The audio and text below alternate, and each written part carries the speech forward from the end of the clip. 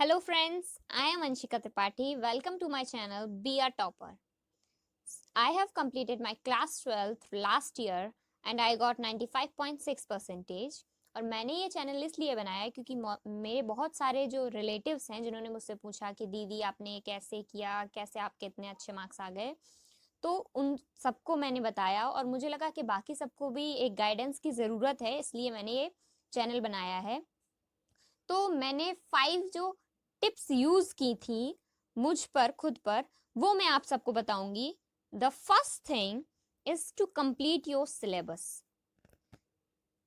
Syllabus completion is very essential.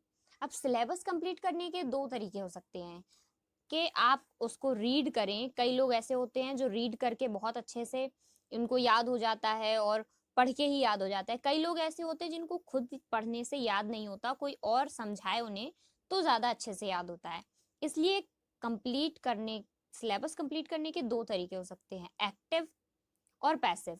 तो I thought मेरे हिसाब से मुझे पैसिव लर्निंग ज़्यादा पसंद है क्योंकि उसमें मुझे ज़्यादा जल्दी याद होता है चीज़ें और मैं रिमेंबर कर पाती हूँ। तो इसीलिए मैं अपने यूट्यूब चैनल पर कल से कोर्स स्टार्ट करूंगी। I am a bio student, इसीलिए मैं पहले बायो का कोर्स कंप्लीट करवाऊंगी और उसी में साथ में कुछ वीडियोस डालूंगी जिसमें आपको फिजिक्स और केमिस्ट्री के लिए भी ट्रिक्स होंगी जिससे आप अच्छे स्कोर कर पाएंगे। The next thing comes, do NCERT questions. It is very essential to do NCERT questions because ज़्यादातर क्वेश्चंस जो होते हैं वो एनसीईआरटी जैसे होते हैं या एनसीईआरटी के ही होते हैं जो बोर्ड के एग्जाम्स में आते हैं, इसलिए वो करना ज़रूरी है। और अगर आप रिवाइज नहीं करेंगे, the third thing is revision periodically. That is कि आप अगर रिवीजन नहीं करेंगे प्रॉपर तरीके से तो आपको चीजें याद नहीं रहेंगी, जिसकी वजह से फिर क्या फर्क पड़ता है आपने कंप्लीट किया है सिलेबस या नहीं किया है। तो the third thing is really essential for everyone to complete.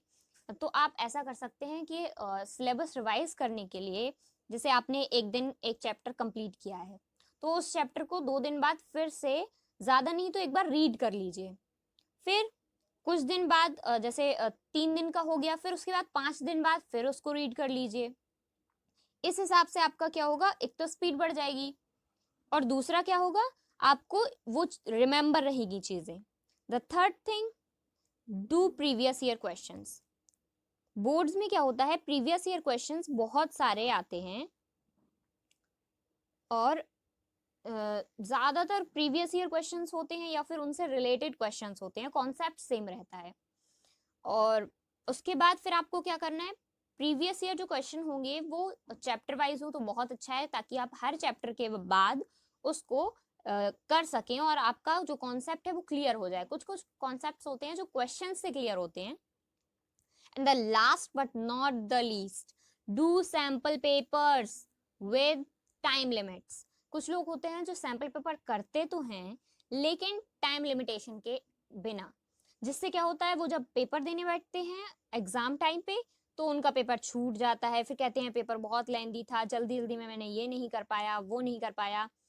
मैंने खुद एक्सपीरियंस किया है, मैंने कभी पेपर नहीं छोड़ा, कैसे भी गलती से भी मेरा पेपर नहीं छूटा। और जबकि मैं अपने फ्रेंड्स में सबसे स्लो लिखती हूँ तब भी मेरा पेपर कभी नहीं छूटा।